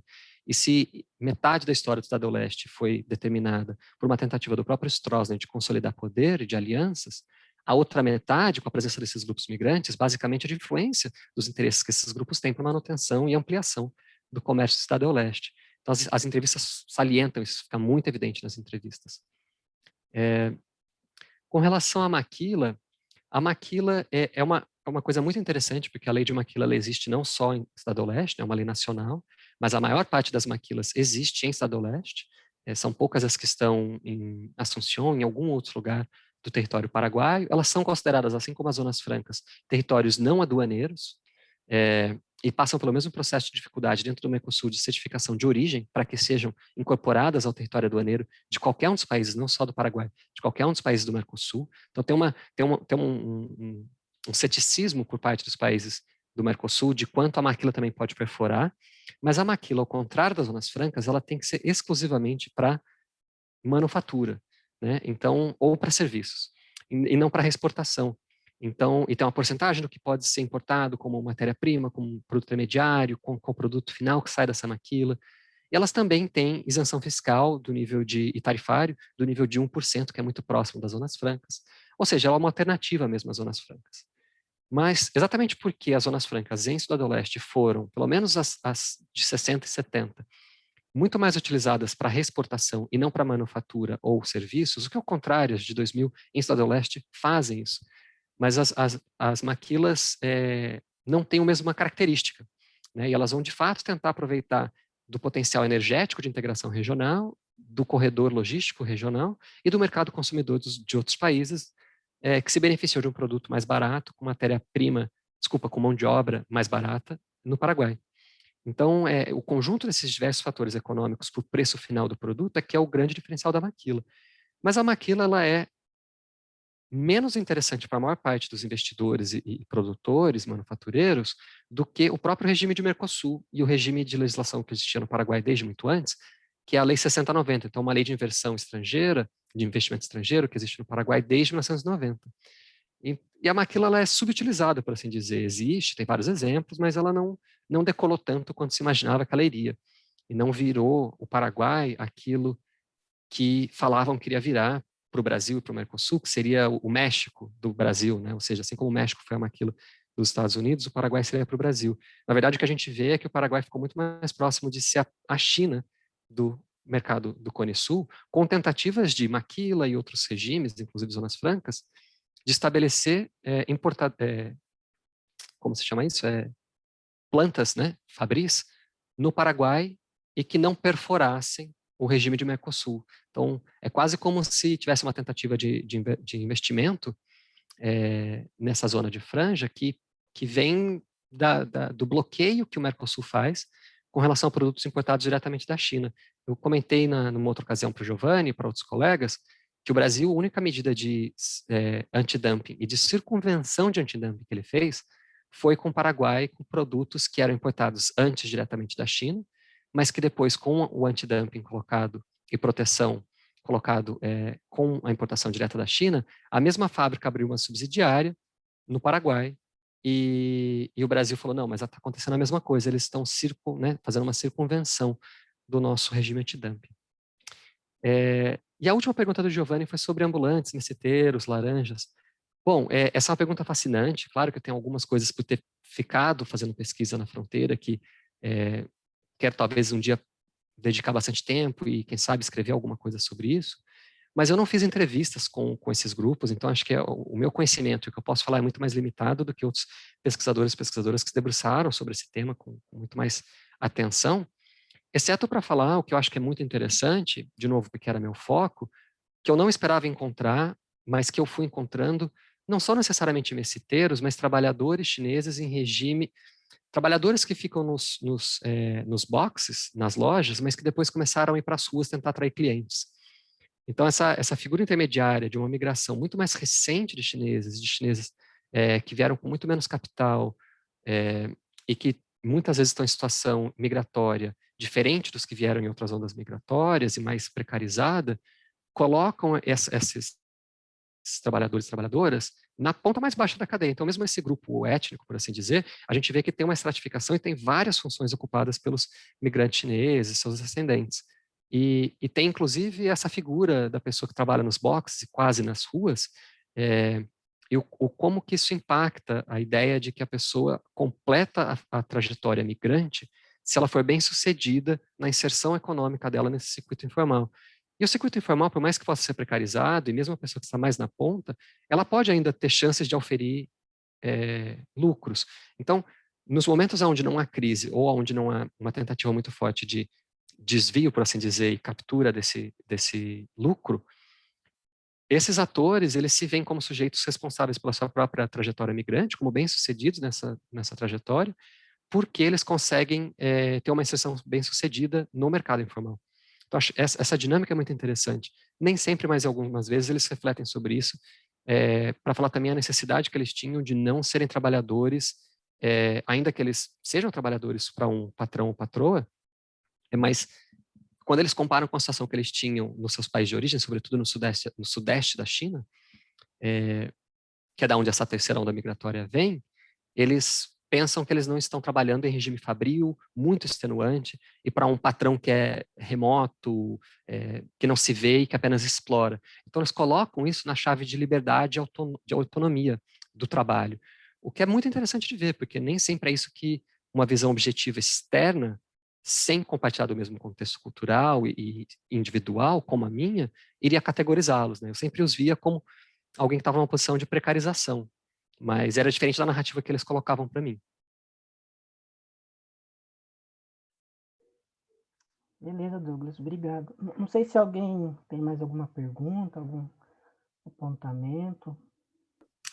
Eu vi que cadê aqui? A Luísa Dávalos comentou que agora o Ministério da Indústria e Comércio do Paraguai, por meio do REDIEX, está criando um novo sistema Zona Econômica Especial. Ela fez um comentário a respeito disso. Eu não sei se ela quer comentar algo com o professor e aproveitar a oportunidade. Luísa, não sei. Sim, desculpe, estive escutando, eu estou aqui em Cidade do Leste, eu trabalho em uma agência, né, em forma voluntária na área de hernandárias. E, bom, eu queria, como eu estava escutando, muito boa a apresentação do professor, realmente eu parabenizo, né, porque olhar é como vocês olham a gente, né? E a gente não vê muitas questões, né? Mas está muito bem, agradeço muito, né? E eu queria comentar que tem agora a REDIEX, que seria um APEX aí no Brasil, né? Que fomenta a exportação. Eles estão trabalhando numa lei nova de zonas econômicas especiais. A cooperação coreana está fazendo essa nova lei, e ainda não é oficial, né? Porque eles estão trabalhando para estruturar isso desde o Ministério de Indústria e Comércio. Então, eu queria passar essa informação, né? Para também ampliar o estudo que está fazendo o professor, né? Que seria uma questão muito mais ampla, né? Do que está sendo agora a Zona Franca, parques industriais, né? E o modelo que eles estão trazendo é um modelo que já estão fazendo na Coreia, nos países orientais. Então, queria deixar isso também, né, para complementar o trabalho. Mas obrigada. E eu que agradeço, Luísa, muito obrigado pela informação, é algo que, a minha pesquisa, eu esqueci de comentar isso, mas o recorte temporal para as leis, eu fui até 2016, que foi o momento onde eu também pude fazer as entrevistas, então tem algumas informações novas que eu fiquei curioso para compreender mais, e isso já me dá bastante informações para continuar a pesquisa nessa direção, então agradeço muito. Eu havia feito entrevista na época, tanto com o ministro do Ministério de Indústria e Comércio, em 2015 ainda, assim como do Conselho Nacional de Zonas Francas, que é um outro órgão, que seria então o órgão máximo responsável especificamente pela política de zonas francas. E era muito interessante ver como havia diferenças nas visões da própria, né, burocracia do Estado paraguaio para qual seria o melhor modelo de avançar. E uma das ideias que estava realmente sendo comentado, eu não sabia sobre a cooperação com a Coreia, mas era de adotar um sistema parecido com o sistema asiático, e havia um debate se deveria ser mais próximo dos tigres asiáticos, né, ou seja, a experiência coreana e de Hong Kong, de Taiwan, como eu disse, minha pesquisa com Taiwan também formava muita presença de cooperação tecnológica, não tecnológica, mas técnica com Taiwan, mas não tinha tido informação sobre isso que você comentou. Por outro lado, o Conselho Nacional das Zonas Francas tinha uma outra visão, que era de salvaguardar o modelo de Zona Franca tal qual ele é. Então, eu imagino que esse embate agora está se desdobrando para outros momentos e para outras etapas, onde a gente está mais próximo de consolidar uma regulação que implemente zonas econômicas especiais parecidas com o modelo asiático. Obrigado de novo. Obrigado, Douglas. Obrigado, Luísa também. Luzia, desculpa. Mais alguém? Alguma pergunta? Os colegas? Eu só queria parabenizar o Douglas, eu não tenho nenhuma pergunta, mas apesar de também não ser uma área da minha pesquisa, mesmo sendo da área do direito, é uma área que eu também não tenho muita afinidade, mas muito boa a sua fala, muito interessante, de forma bem clara e profunda, né? Com bastante detalhes, bem rica em detalhes. Muito obrigada pela fala. E eu que agradeço pelo espaço de poder falar e também pelo intercâmbio, e como eu disse, estou muito contente de conhecer um pouco mais as pessoas que participam do grupo e quero logo saber das pesquisas de vocês. E vou levar os comentários e perguntas aqui para que eu possa continuar avançando também com a minha pesquisa e completando algumas lacunas. Douglas, eu havia... Desculpa, Manuela. Não, por favor, dê continuidade. Não, eu queria comentar de novo sobre a questão da entrevista que ele havia falado, mas porque assim, você fez 47, você havia dito, né? E eu fiquei imaginando, e na outra conversa eu não... Mas você deve ter, sei lá, visto umas 200 pessoas, 100 pessoas para tentar chegar nessas 47, né? E diga assim, de inserção, de conversar com elas também, né? O método, enfim, a forma que você... Foi por isso que eu havia perguntado, mas para explorar esse sentido. E uma outra, essa seria a minha última pergunta, e eu acho que eu já fiz ela para você. Como que você chegou a essa pesquisa? Por que você decidiu estudar a fronteira, a Cidade do Leste, enfim? E aproveite, desculpa, Douglas, aproveite se alguém mais quiser fazer uma... Manuela. Não, eu não ia fazer pergunta nenhuma, eu ia cortar a onda de todo mundo encerrando. Perdão. Giovanni, aproveita. E eu é quem fico contente de ter mais perguntas e poder compartilhar com vocês. Então, se alguém, obviamente, tiver que sair, fique à vontade, né? Mas se vocês tiverem tempo, eu também tenho, fico muito contente de poder responder. Bom, falando um pouquinho mais sobre as entrevistas, então. Eu tenho uma trajetória em relações internacionais e sociologia, mas eu sou etnógrafo, o que significa que, apesar de eu ter levado muito a sério as entrevistas e me valido muito delas e ter analisado as entrevistas, tal como talvez seja o jeito mais clássico que sociólogos e historiadores e pessoas de diversas outras áreas também o fariam, eu também julgo muito necessário contrastar as entrevistas com outras fontes de informação, né? Cada uma delas conta para a gente algumas coisas, esconde outras, tem vieses dos nossos interlocutores de pesquisa. Então, acho muito legal poder refletir também sobre isso. E eu acho isso importante para mim, especialmente, porque muitas das vezes onde eu aprendi mais, embora as entrevistas falam muito, como eu disse, desse processo subjetivo, e da articulação entre uma trajetória migrante e uma trajetória no comércio,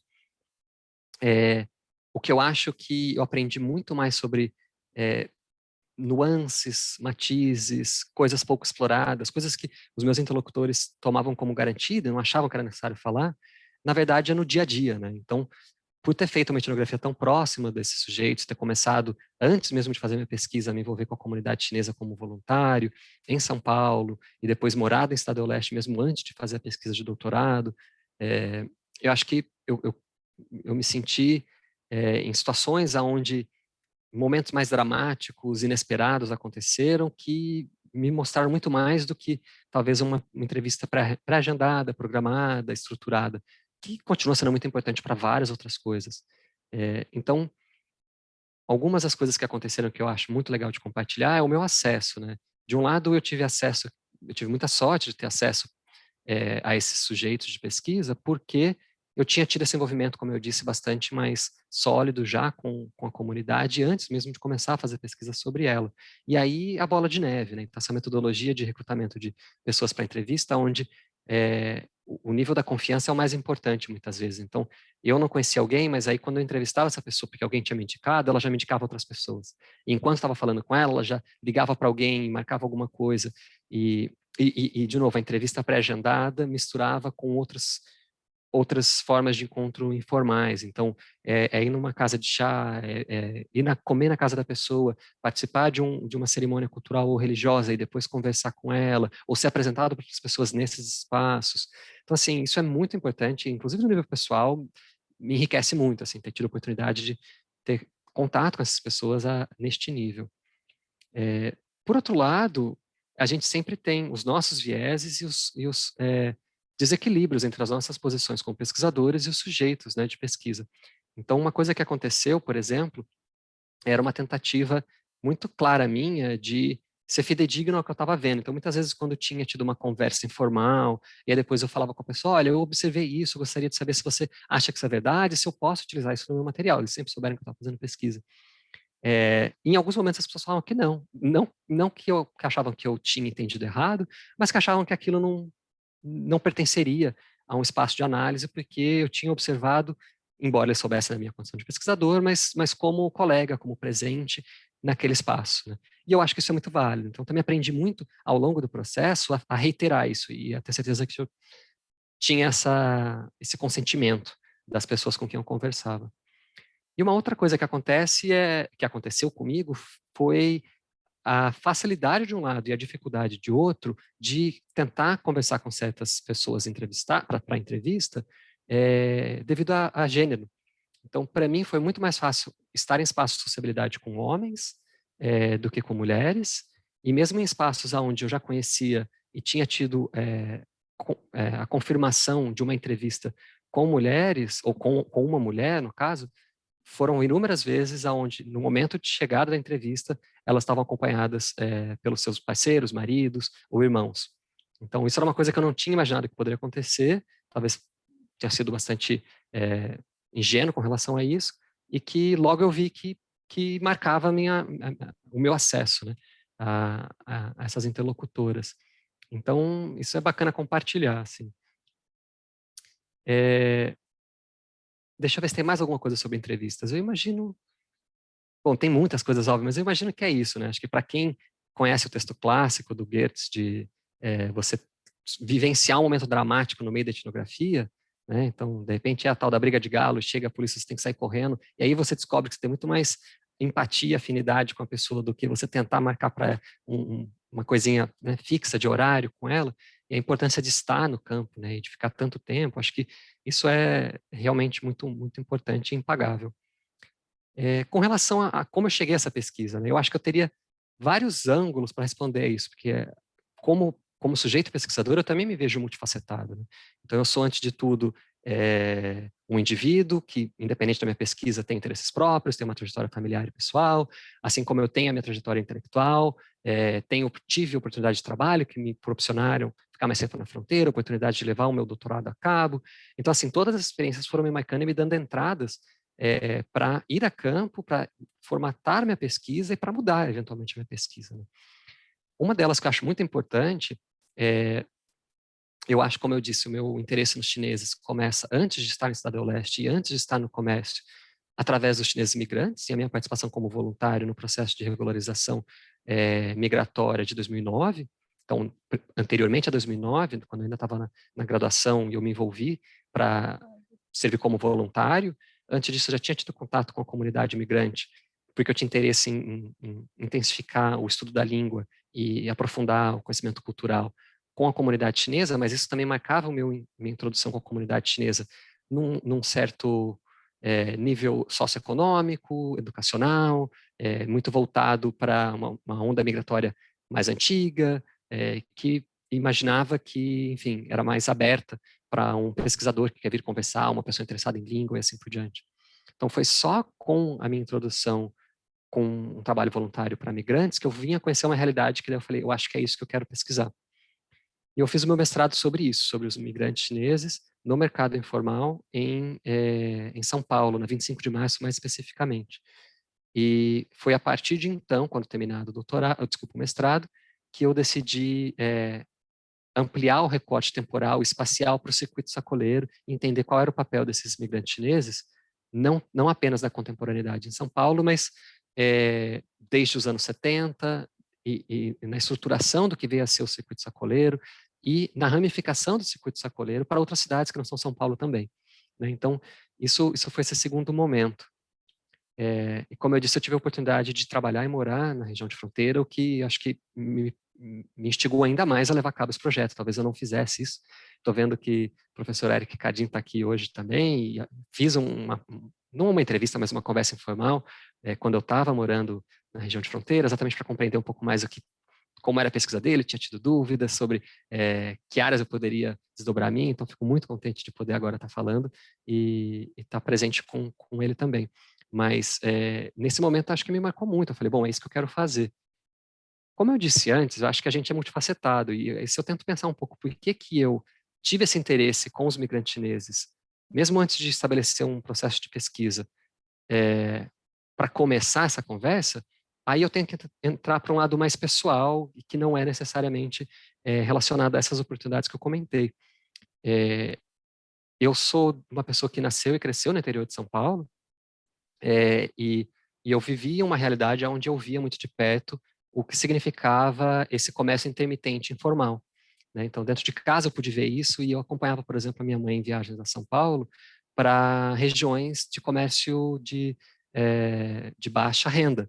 E aí, nessas viagens esporádicas, né, com grupos organizados de ônibus, tal, não eram viagens ao longo da noite, porque era uma distância próxima, mas começava muito cedo na madrugada, e a gente chegava nos lugares na feira da madrugada, e eu me lembro de no começo chegar na 25 de março, antes disso, e depois na feira da madrugada lá própria, e de não lembrar da presença chinesa, por exemplo, e de começar ao longo desses anos vendo que isso foi ficando mais marcante. Então eu acho que isso foi quase como se fosse uma sementinha que ficou colocada em algum lugar lá no hipotálamo, que depois eu me esqueci, que aflorou quando eu estava na minha graduação, e disse, bom, talvez você tenha esse interesse cultural e compreender um pouco mais esse grupo.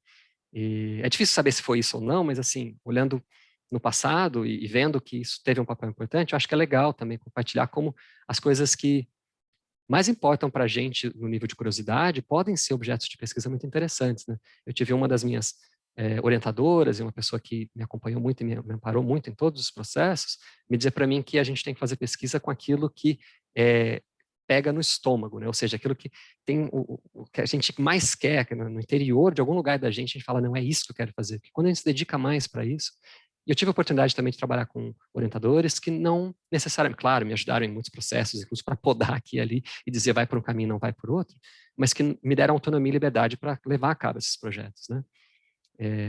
Então, essa trajetória de ter sido alguém que viu alguma faceta, muito diferente da de Cidade do Leste, mas alguma faceta desse comércio informal intermitente, da presença dos chineses nisso, acho que foi um começo de processo muito importante. Na minha tese de doutorado, tem um prólogo onde eu falo um pouco isso, né? Eu explico um pouco do meu interesse, mas especificamente já no circuito informal de Cidade do Leste, porque a minha primeira e por muito tempo única viagem internacional tinha sido uma viagem quando a família pôde ir de avião, né? Era a sensação a gente poder viajar de avião para Foz do Iguaçu, que era um destino que reunia tudo que todo mundo queria, né? Então alguém queria ver a catarata, alguém queria comprar um patins no Cidade do Leste, e outra pessoa né, queria só viajar de avião, podia ser para qualquer lugar, e assim por diante. Então, a minha primeira viagem internacional foi cruzar a Ponte da Amizade e encontrar a Cidade do Leste como um garotinho, né, e ver aquilo para mim era fascinante, mas ao mesmo tempo era familiar com esses mercados informais de São Paulo que eu estava acostumado de ver. Então, né, e, tipo, alguém que tem tamanho de um terço do que eu tinha hoje, eu conseguia ver só o joelho das pessoas e aquele monte de brinquedo, aquele monte de coisa legal. E acho que esse é um outro momento, uma outra coisa que ficou também nesse nível pessoal, familiar, que depois, né, veio a desaguar no interesse de pesquisa. Obrigado, Douglas. Muito, muito bom, muito interessante também. Que permite esse tipo de coisa, né? Por isso que você falou, acho que a gente tem que pesquisar aquilo que a gente tem fome, né? Que a gente vai com mais vontade e tem mais coisa a dizer. O professor Eric, eu acho que ele está no GT, no grupo, ele está coordenando um GT, ele encaminhou uma... Oi. Ah, Oi. Oi. Eu estava Desculpa, lá. Eric, eu não vi que você está aí. Aqui. Perdão. Eu estou aqui já faz algum tempo. Tudo bem, Douglas? Tranquilo, meu caro? Como Tudo bem, está? prazer falar contigo. Uma satisfação revê-lo. Faz tempo que nós não nos encontramos nessas estradas da vida. Você parece mais magro desde a última vez que eu lhe vi. Você deve estar sabendo. É o Zoom. É o Zoom. A gente está tendo a SBS, né? Nessa semana a gente está tendo o Congresso Brasileiro de Sociologia e eu estou atolado de atividade lá, por isso que eu não estava acompanhando desde o início. Então eu entrei rapidinho para dar um oi e já devo sair. Agradecer a sua participação, você ter aceito o convite do Giovanni, do Jorge. Espero que você tenha sido bem tratado. Normalmente as pessoas são pessoas agradáveis e tratam bem os visitantes. Eles não são pessoas que agridem as pessoas. Eles são bonzinhos. Enfim, eu queria aproveitar a oportunidade de fazer uma pergunta, não deixar passar em branco essa chance. Eu não sei como que foi o início de sua fala, quando eu entrei você já estava respondendo perguntas, então não sei como você conduziu ela, o que você abordou. Eu queria ouvir você, nesse contexto que a gente se encontra hoje, né, pensar como que a relação entre Estados Unidos e China respinga no comércio do Paraguai. Tem algum efeito? Como que isso pode ser percebido? Tá? Enfim, novamente eu agradeço, Douglas, agradeço a sua disponibilidade, tá? Estar dialogando com a gente, dividindo um pouco do seu conhecimento com a turma. Bom, muito obrigado, viu, Douglas? E se eu desaparecer de repente é porque em algum outro lugar estão me chamando. Não, eu é quem agradeço novamente poder estar aqui com a gente num momento tão, né, tão atribulado e cheio de atração. Porque a pandemia, assim, essas plataformas não obedecem às nossas agendas, né, meu? A gente vai em 200 plataformas ao mesmo tempo. Tá no Zoom aberto, Meet aberto, Teams aberto, a gente vai girando para lentes e cada uma delas está conversando com você ao mesmo tempo. É um inferno. Enfim. Quem imaginava que o Roda Viva ia virar, na verdade, uma tela de Zoom com várias outras telas de, né, Teams, assim por diante. Mas obrigado novamente, né, por poder estar aqui com a gente, e eu sei que está uma correria, então agradeço ainda mais por isso, e fico muito, muito contente e honrado de poder encontrar com você depois de tantos anos, né, precisou uma pandemia e um ambiente remoto de trabalho para que tivesse essa oportunidade, mas a gente tem que também olhar para os lados positivos quando algumas dessas coisas acontecem. A sua pergunta é excelente, ela me faz, na verdade, lembrar que o Giovanni tinha interesse em falar um pouquinho mais sobre China, né, e a presença da China aqui. É muito interessante como existe um poder, eu não sei muito bem como categorizar isso, é algo que eu venho pensando bastante recentemente. Existe um poder, não sei se invisibilidade é a palavra certa, mas existe um poder da permanência ou da pluripotencialidade do Estado chinês em todas as relações. E é muito interessante, até do ponto de vista etnográfico e conceitual, a gente olhar para isso como uma China que está sempre presente e ela nunca é palpável. Essa é a impressão que eu tenho quando eu faço um trabalho como esse. Assim. Na minha investigação, a gente vê que a cada esquina ela está ali, mas ela nunca é o fator principal que explica algumas das mudanças nesse circuito. Talvez especificamente com relação ao que agora é chamado de nova Guerra Fria, né, entre os Estados Unidos e a China, ficou muito exacerbado na retórica do governo Trump, em algumas medidas, inclusive tarifárias, na guerra comercial, mas que não é tão diferente, embora na retórica sim, mas não é muito diferente no trato do que os governos anteriores, do Obama e de outros, especialmente agora com o governo Biden, que também tem uma relação bastante dura com a China, e que eu acho que tem um giro geopolítico por trás dessas relações, né, que é a ascensão do Xi Jinping como um grande terceiro líder revolucionário na China. Então, assim, essa espécie de o medo do que é a China, do poder que a China pode ter nas relações econômicas e geopolíticas globais, isso era muito presente no final dos anos 90, começo dos anos 2000, e depois, por um tempo, meio que se teve a ideia de que, na verdade, vai ascender pacificamente, vai mudar a ordem geopolítica, economistas, sobretudo economistas marxistas, já diziam que já tinha mudado e era inevitável, mas ninguém imaginava que necessariamente ia tomar as proporções que tomou hoje. Eu confesso que eu não sei tão bem, porque talvez eu tenha comentado em algum momento, mas eu defendi o doutorado recentemente, então a gente entra nessa fase de preparação para a tese, entrega da tese, e aí eu me desconectei um pouco, propositadamente, o que eu não tinha feito até então, mas do campo, porque mesmo online ou à distância, a gente mantinha contato, e nesse momento eu achei que era importante para manter o cronograma que eu tinha que cumprir, e eu quero agora entender mais ou menos o que essas pessoas estão falando, estão vivendo. Mas um pouco antes, pelo menos até o ano passado, né, que já dá para a gente ter uma noção bastante grande desse fenômeno, essa realidade do conflito, por assim dizer, aberto entre Estados Unidos e China, ela era muito mais evidente no comércio em São Paulo, por duas razões. Primeiro, pela presença maior de uma comunidade chinesa vinda da China continental, né, vinda do país China e não de outros países. E segundo, porque no Brasil, pela crise econômica que a gente entrou, desde uma crise causada pela política em 2016, o comércio informal, que antes tinha sido pujante com a ascensão de classes mais baixas, aumento do poder de compra de classes mais baixas, ele se transformou também num lugar de competição muito assídua.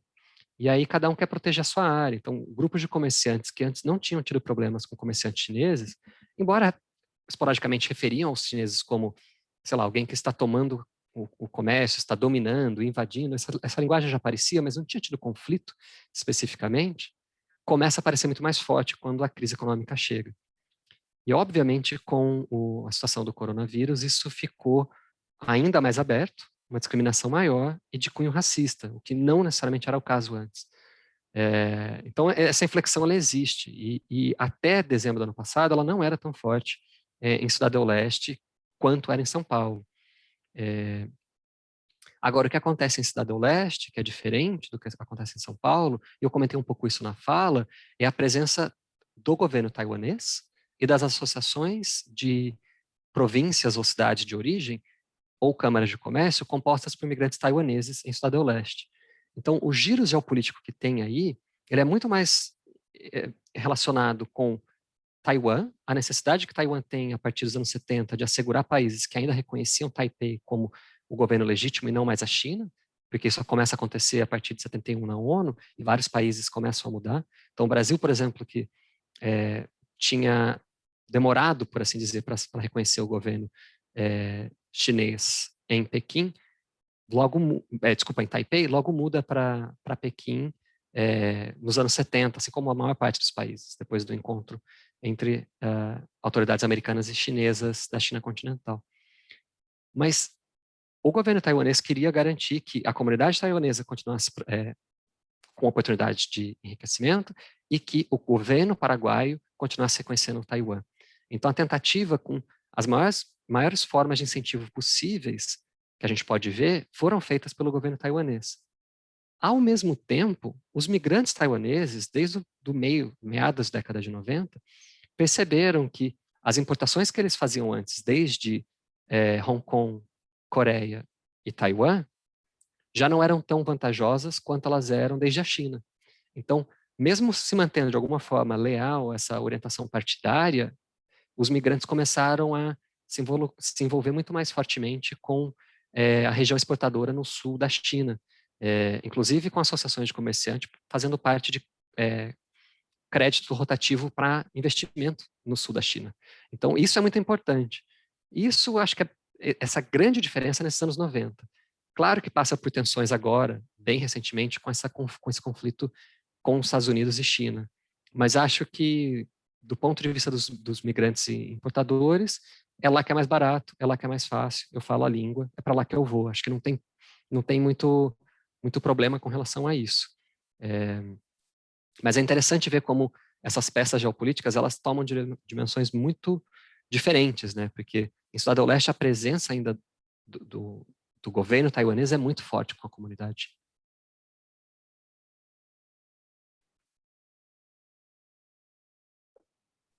Gil, tem mais uma pergunta? Alguém que está aqui, eu sei que entraram pessoas novas no finzinho, não sei se querem também fazer uma pergunta ao professor Douglas, a gente ainda tem um tempinho. Não, Manuel, não tem pergunta nenhuma, não. Mas que daqui a pouco eu também vou ter que precisar sair. Só novamente, Douglas, agradecer pela sua fala, né? Pela sua disponibilidade. E estar mais uma vez conosco, né? Nesse momento, como já foi falado, é um momento meio conturbado, mas que de qualquer forma ainda nos aproxima de uma certa forma, né? Temos que, igual você havia falado, temos que aproveitar e ver pelo lado positivo. Pelo menos a gente conversando com uma pessoa que está nos Estados Unidos, estamos aqui numa região fronteiriça, né? E isso é muito bom. E novamente agradecer, lógico, e esperar que você mande um projetinho lá para poder participar do laboratório. E nos encontrar em outro momento, e como havia dito, as pesquisas dele, eu acho que a gente tem que abusar e explorar em outros momentos também. Que eu, de mestrado também acho que seria interessante a gente poder, você tá podendo compartilhar com a gente em algum momento, né? E eu quem agradeço a você, Giovanni, e a todos e todas demais, porque essa oportunidade tem sido incrível. Estou muito, muito agradecido de poder compartilhar, mas como você disse, né, de poder em breve estar pensando em outras formas de colaborar, eu ficaria muito contente de poder participar mais ativamente do grupo e de conhecer o trabalho de vocês também mais a fundo. Então, eu espero que seja só a primeira de várias interações e também estou disponível, adoraria, em qualquer outro formato, oportunidade, poder compartilhar um pouco mais, né? A pesquisa de doutorado tem, como eu em algum momento disse, um lado voltado para a migração, né? Então, para entender como é esse processo na fronteira, de constituição do sujeito migrante, de experiência migratória, de tentativa de interceptação do trânsito de imigrantes na fronteira, que talvez dialogue com o interesse de pesquisa de outras pessoas, então ficaria contente também da gente poder conversar separadamente ou em outra ocasião sobre isso. Não sei se seria interessante para o grupo também essa pesquisa do mestrado, que talvez tenha interesse na questão de imigração, mas não é especificamente sobre fronteira, né? Mas ficaria certamente aberto para a gente continuar conversando e ver onde é que a gente pode caminhar no próximo momento.